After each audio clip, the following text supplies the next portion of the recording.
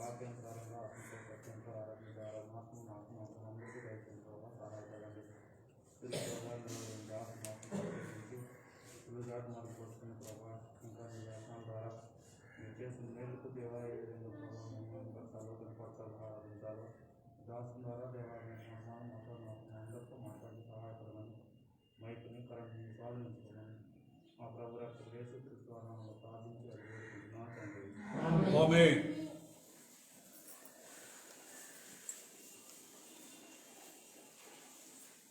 ఒకటవ తిమోతి రాసిన పత్రిక 3వ అధ్యాయం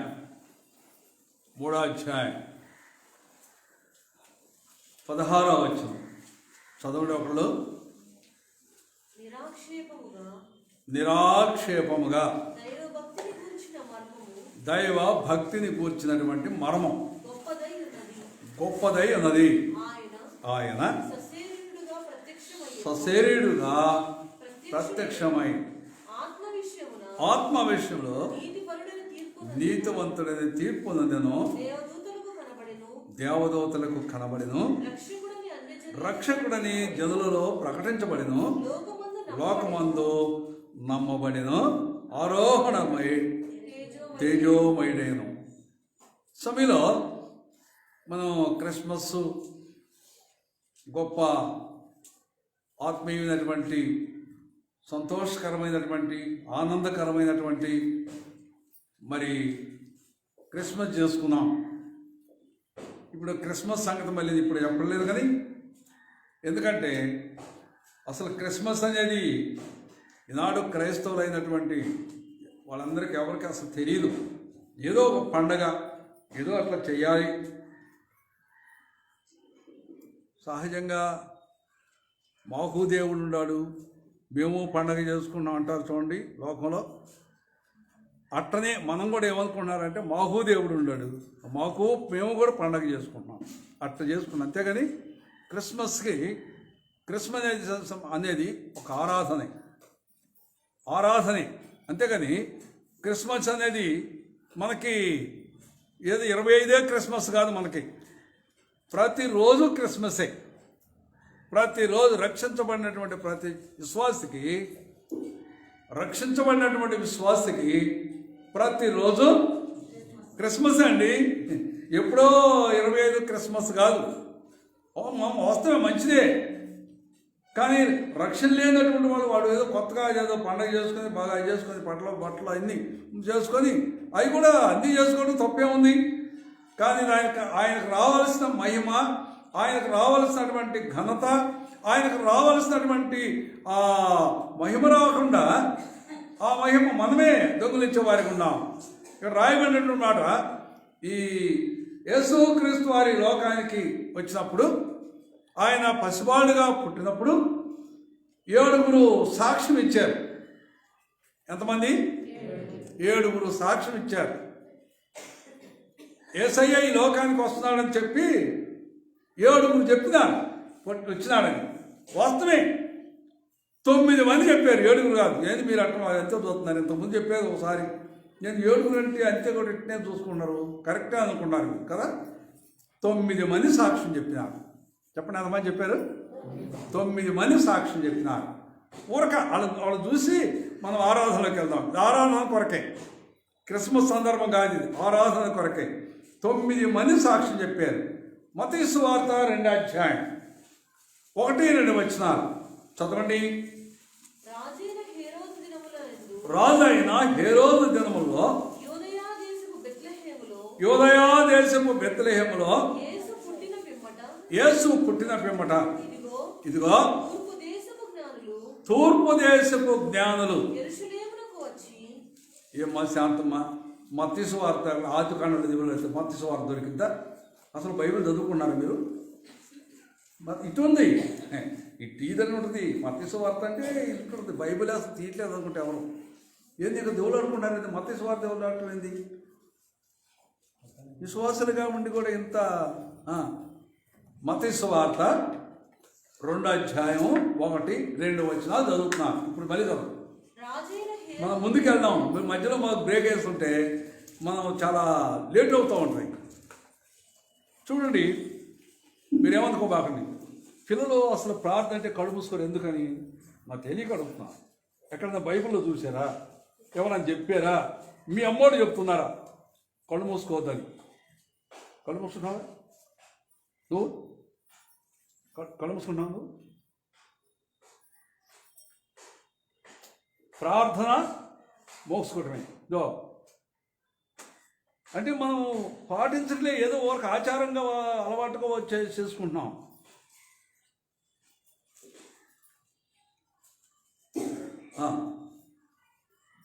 చదండి 1-2 వచనాలు. రాజు అయిన హేరోదు దినములయందు యూదయా దేశపు బెత్లెహేములో యేసు పుట్టిన పిమ్మట ఇదిగో తూర్పు దేశపు జ్ఞానులు యెరూషలేమునకు వచ్చి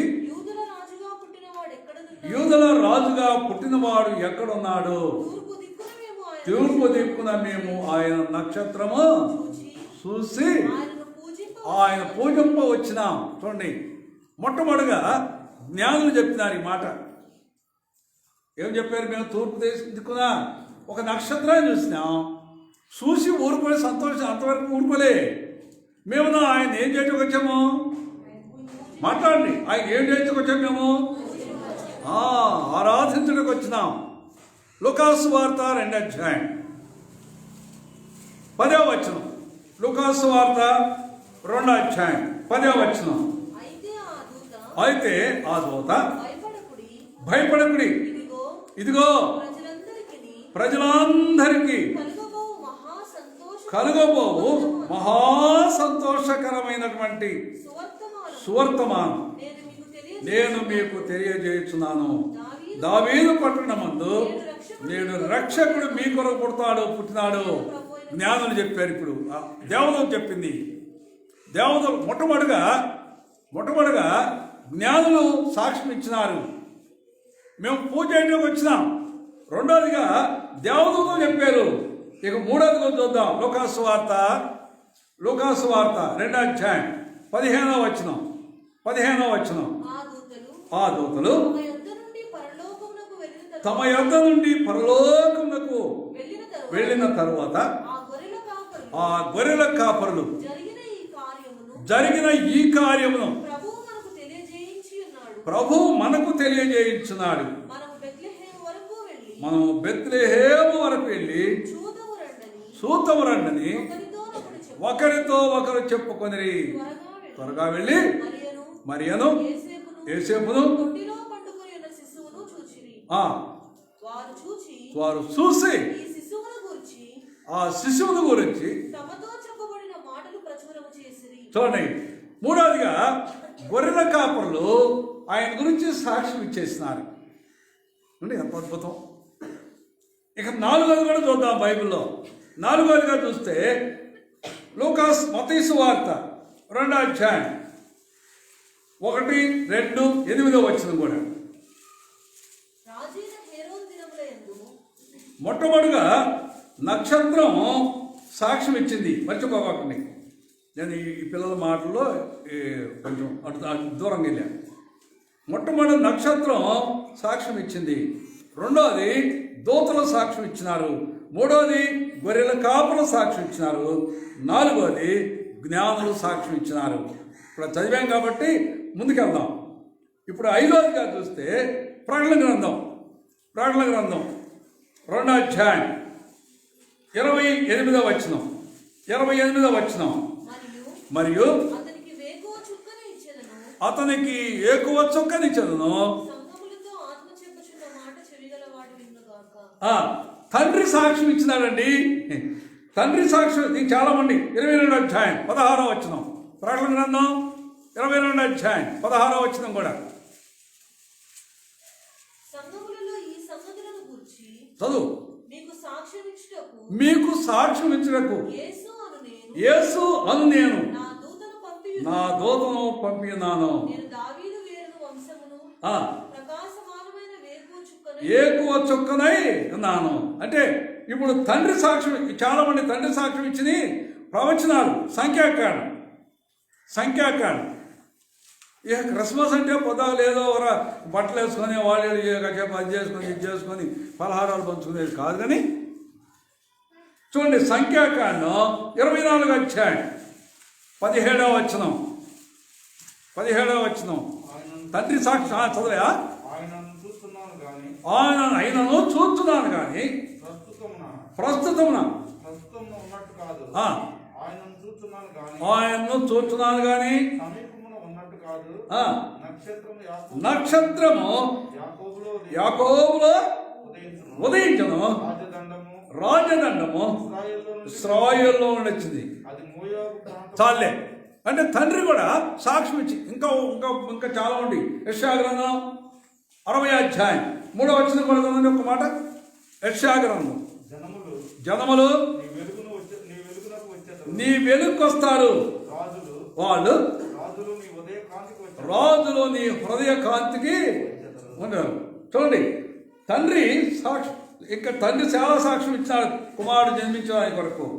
ఇక ఆరోజుగా చూడండి 2వ పేతురు రాసిన పత్రిక 1వ అధ్యాయం 19వ వచనం.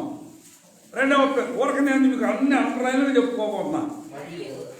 మరియు ఎంతకంటే స్థిరమైన ప్రవచన వాక్యము మనకు కలదు, తెల్లవారు ఏకువ చుక్క మీ హృదయంలో ఉదయించును. ఆ వాక్యము చూడండి. ఇప్పుడు పేతురు నాయన సాక్ష్యం ఇచ్చాడు అన్నమాట. పేతురు గారు సాక్ష్యం ఇచ్చినాడు. ఇంకా చెప్తాడు అదే తిమోతి 2వ అధ్యాయం 1వ తిమోతి 2వ అధ్యాయం 5, 6వ వచనంలో కూడా ఉంది. దేవుడు ఒక్కడే, దేవునికి నరులకు మధ్యవర్తి ఒక్కడే, ఆయన క్రీస్తు యేసును నరుడు. ఈయన అందరి కొరకు విమోచన క్రయధనముగా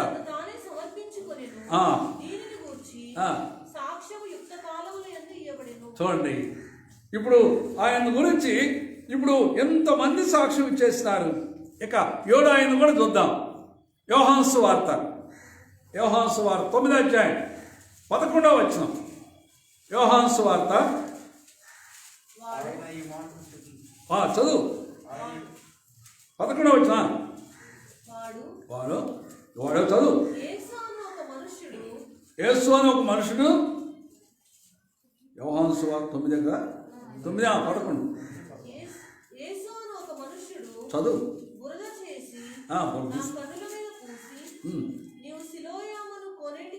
వెళ్ళి నేను వెళ్ళి కడుక్కొని వారు ఆయన ఎక్కడనే వారు అడగ్గా వారు చదువు చదువు చదువు. వాడేలాగో చూపు పొందెనో దాని గూర్చి పరిసయ్యులు కూడా వాడిని మరలా అడుగగా వాడు నా కన్నుల మీద ఆయన బురద ఉంచగా నేను కడుగుకొని చూపు పొందినని వారితో చెప్పాను. ఇప్పుడు యేసయ్యని గురించి గుడ్డివాడు కూడా సాక్ష్యం చెప్పాడు. గుడ్డివాడు సాక్ష్యం ఇచ్చినాడు. నా కన్నుల మీద ఆయన వచ్చిన లోకానికి వచ్చిన సంగతి, ఆయన రక్షకుడు తర్వాత కింద ఉంది, తర్వాత అంతే. ఇప్పుడు ఇంకా 8వ కూడా చూద్దాం. యోహాను సువార్త సరే మనం ముందుకెళ్దామని. యోహాను సువార్త 4వ అధ్యాయం 29వ వచనం. మీరు వచ్చి నేను చేసినవన్నీ నాతో చెప్పిన మనుషుని చూడుడి, ఈయన క్రీస్తు కాడా. చూడండి, సమరయ స్త్రీ కూడా సాక్ష్యం చేసింది ఆయన క్రీస్తు అని. ఇంకా 41వ వచనం చూడండి. 41 అదే అక్కడ ఆయన మాటలు విన్నందున ఇంకను అనేక మంది నమ్మిరి. ఆ స్త్రీని చూసి కాక అందుకని వాళ్ళకి చెప్పారు లోకరక్షకుడు జన్మించినాడు. ఈ స్త్రీ కూడా సాక్ష్యం చేసింది. ఎంత అద్భుతమైన సాక్ష్యం ఇక్కడ. ఇంకా 9వ కూడా ఆఖరిగా 9వ చూడు, మత్తయి సువార్త 2వ అధ్యాయం 9వ వచనం. 2వ అధ్యాయం 9వ వచనం మీరు వెళ్ళి చూడండి జాగ్రత్తగా. మీరు వెళ్ళి ఆ శిశువు విషయమై ఆ శిశు విషయమై జాగ్రత్తగా జాగ్రత్తగా విచారించి తెలుసుకొనగానే నేను వచ్చి ఆయన పూజించినట్లు నాకు వర్తమానం చెప్పి వారిని బెత్లెహేమునకు పంపెను. రాజు కూడా సాక్ష్యం ఇచ్చేసినాడు. ఇప్పుడు 9 మంది సాక్ష్యం ఇచ్చినారండి. ఆయన రక్షకుడుగా పుట్టినాడు, పాపాలు క్షమించడానికి వచ్చినాడని ఆయన ఈ లోకానికి వచ్చింది. 9 మంది, ఒకళ్ళు ఇద్దరు ముగ్గురు అంటే సాక్ష్యం చెప్తే అది పెద్ద నమ్మేదానికే ఒకవేళ నమ్మకపోవచ్చు. 9 మంది సాక్ష్యం చెప్పిన ప్రవచనం అన్నమాట అన్నీ. అయితే ఆరాధన కొరకు ఒక మాట చెప్తా. దానిలో లూకాసు వార్త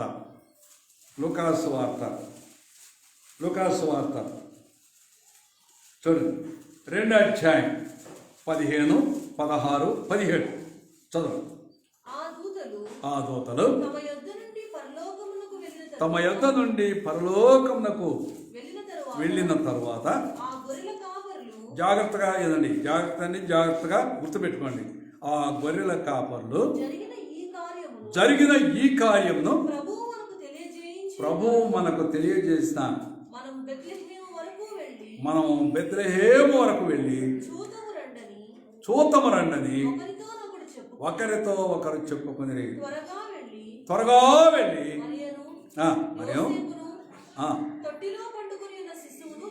చూసిరియా చూసి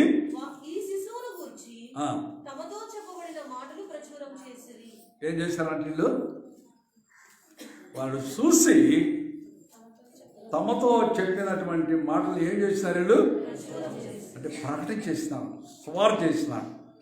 మరి నువ్వు నేను రక్షకుడిగా చేర్చుకున్నావు. మరి ఎంతమందికి నువ్వు సువార్త చెప్పావు, ఎంతమందికి దేవుని గురించి చెప్పుకుంటూ వస్తున్నావు, ఎంతమందికి సాక్ష్యం కలిగి చెప్పుకుంటూ పోయినావు. గొర్రెల కాపర్లు పొలంలో గొర్రెలు కాసుకుంటూ వారి జీవనం అదే, వారికి ఉన్నటువంటి జీవనం అదే. ఎప్పుడైతే దేవుడు ప్రత్యక్షమై దేవుడు చెప్పినాడో గొర్రెలను విడిచిపెట్టేసినారు. ఇంకేమి వెనక ముందు ఏమి చూడాల. వాటికి నీళ్ళు, వాటి మేత ఏందు ఎక్కడ బెత్లెహేముకు రావటం అంటే పొలంలో గొర్రెలను విడిచిపెట్టేసి పరిగెత్తుకుంటూ వచ్చారు. మరి మనం ఎంత పరిగెత్తుకుంటూ వస్తామో తెలుసు, మీకు తెలుసు. నాకు ఆయన వాక్యం చెప్తూ ఒక దైవ సేవకుడు ఈ ఆన్లైన్లో చెప్తూ ఆయన చెప్తారు, విజయవాడ నుంచి వచ్చేవాళ్ళు ముందుగా వచ్చేసారు, కానీ గ్రామంలో ఉండేవాళ్ళు వాళ్ళకేమో తొందరగా వచ్చేస్తారు. గ్రామం ఉండే వాళ్ళకి ట్రైన్ అందలేదు కాబట్టి వాళ్ళు లేటుగా వస్తున్నారు అని చెప్పాడు. మరి మీరు గ్రామంలో దూరం నుండి వాళ్ళు ముందే వచ్చి కూర్చున్నారు, ఆరాధన ముందే వచ్చి కూర్చున్నారు. మనం ఎప్పుడు వస్తున్నాం? గొర్రెల కాపర్లు వాళ్ళంట బలి చదమ్మా, బలి చదువు. ఆ దూతలు వెళ్ళిన తర్వాత ఆ గొర్రెల కాపర్లు జరిగిన ఈ కార్యము చూడండి, మనము బెత్లెహేము వరకు వెళ్ళి చూతము రండని ఒకరితో ఒకరు చెప్పుకొని ఎట్లా త్వరగా వెళ్ళి మరియను యోసేపును తొట్టిలో పడుకున్న శిశువును చూసి చూడండి సాగిలు పడి ఆరాధించారు. త్వరగా వెళ్ళినారు. సమయంలో దేవుని పిల్లలుగా ఇంత గొప్ప రక్షణ, ఆ మహిమ కలిగిన దేవుడు మహిమను విడిచిపెట్టి సమస్తాన్ని విడిచిపెట్టి ఎక్కడో చెప్పినా ఈ మాట చలపల్లి మాలిపిల్లో చెప్పిన అంత మహిమను విడిచిపెట్టి మరియమ్మ ఒడిలో పడుకొని లాలిపాటలు పాడుకుంటూ ఆయన పక్కన పడుకొని ఆ పాలు తాగుతూ నీ కొరకు నా కొరకు పాపం లేని వాడిగా జీవించి పాపరైతులుగా ఉండి తాను ప్రత్యక్షపరుచుకొని సశరీరుడుగా మనకు రుజువుపరుచుకొని మన కొరకు ఆయన శిలువలో రక్తం గార్చి మనకు విమోచన కలిగించే రక్షకుడైనటువంటి ఆ రక్షకుడిని మనం ఎంత త్వరగా, ఎంత తొందరగా, ఎంత త్వరపడి పరిగెత్తుకుంటూ వచ్చి ఆయన పాదాల దగ్గర పడి సాగిలు పడుతున్నాం. 1వ తిమోతి రాసిన పత్రిక మళ్ళీ ఆ భాగం చదువుకొని మనం ఆరాధనకి వెళ్దాం. 3వ అధ్యాయం 16వ వచనం అందరం కలిపి చదువుదాం. నిదానంగా చదవండి, నిదానంగా అందరూ చదువుదాం. నిరాక్షేపముగా దైవభక్తిని కూర్చిన మర్మము గొప్పదై ఉన్నది. ఆయన సశరీరుడుగా ప్రత్యక్షమయను, ఆత్మ నీతివంతుడిగా తీర్పునందెను, దేవదూతలకు కనబడిను, రక్షకుడని జనులలో ప్రకటించబడిను, లోకమందు నమ్మబడిను, ఆరోహుడై తేజోమయుడయను. ఎంత గొప్ప దేవుడు! తన స్వశరీరుడిగా ప్రత్యక్షం చేసుకొని మనకు గొప్ప రక్షణ ఇచ్చి విమోచించి ఆయన మరలా ఆరోహణ వెళ్ళిపోయినాడు. ఆ ప్రియ ప్రభుని మనం హృదయాల ఆరాధిద్దాం. ఒకసారి లేచి నిలబడితే అదే పాట పాడతారు. మనం పిల్లలు సండే స్కూల్కి వెళ్తారు. దయచేసి పిల్లలు కూడా దూరంగా ఉండి అక్కడ కూడా మీరు దూరంగా నెట్టుకోబాకండి.